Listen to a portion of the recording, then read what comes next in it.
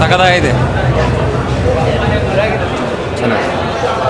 ಚೆನ್ನಾಗಿದೆ ಸಖತ್ ಚೆನ್ನಾಗಿದೆ. Good move. ಬೆಂಕಿ ಮಸ್ತ್ ಚೆನ್ನಾಗಿದೆ.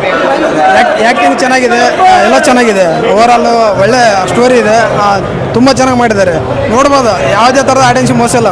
ಒಳ್ಳೆ ಪಕ್ಕ 100 ಡೇಸ್ ಫಿಲಮು.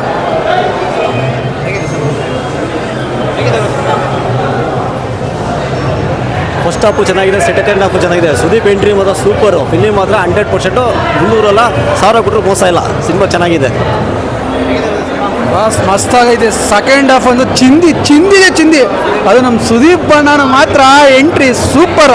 KD2 ಮಾತ್ರ ನೋಡಲೇಬೇಕು. ಅದು ನಮ್ಮ ಬಾಸ್ಗೋಸ್ಕರ, ಇಬ್ರಿಗೋಸ್ಕರ ಮಸ್ತ್ ಫಿಲಮ್ ಮಾತ್ರ. ಸೆಕೆಂಡ್ ಹಾಫ್ ಒಂದು ಕೇಳಲೇಬಾರ್ದು, ಹಂಗೆ ಮಾಡೋರೆ. ಪ್ರೇಮ್ ಸರ್ ಸೂಪರಾಗಿ ಮಾಡಿದ್ದೀರಾ. ಯಾವ ಫಿಲಮು ಹಂಗೆ ಮಾಡಿದಿರ ಗೊತ್ತಿಲ್ಲ ನನಗೆ. ಈ ಫಿಲಮ್ ಅಂತೂ ಇಟ್ಟು ಬ್ಲಾಕ್ ಬಸ್ಟರ್ ಇಟ್ಟು ಮಾತ್ರ. Thank you so much. ಏನಾಗುತ್ತೆ ಕೇಳಿ ಬಾಸ್ ಫಿಲಮ್ ಕೇಳಿದಾರನ ಐತೆ. ಧ್ರುವ ಬಾಸ್ ಸೂಪರ್. 4 ವರ್ಷ ಬಿಟ್ಟು ಬಂದಕ್ಕೂ ಸೂಪರ್ ಮೂವಿಗುರು. ಕ್ಲೈಮ್ಯಾಕ್ಸಲ್ಲಿ ಮಾತ್ರ ಕಿಚ್ಚಿಂದವ ಸಾಕತ್ತು. ಸೂಪರ್ ಆಗೈತೆ ಗುರು ಮೂವಿ. ಸೂಪರ್ ಆಗಿದೆ film.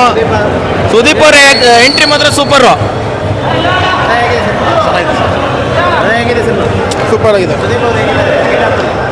Super movie, super.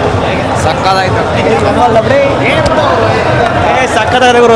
Cinema super ಆಗೈತೆ. ಬಂದು ಎಲ್ಲರೂ ಥಿಯೇಟರ್ ನೋಡಿ.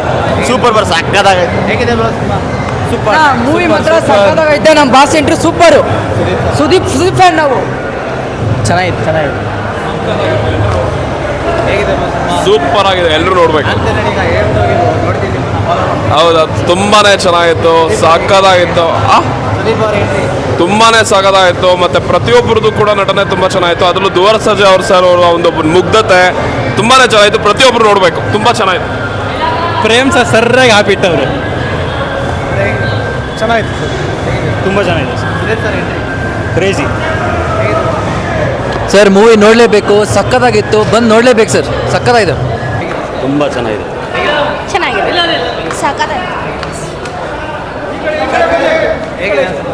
ಚೆನ್ನಾಗಿದೆ ಸರ್, ಚೆನ್ನಾಗಿದೆ. ಸೂಪರ್ ಆಗಿದೆ.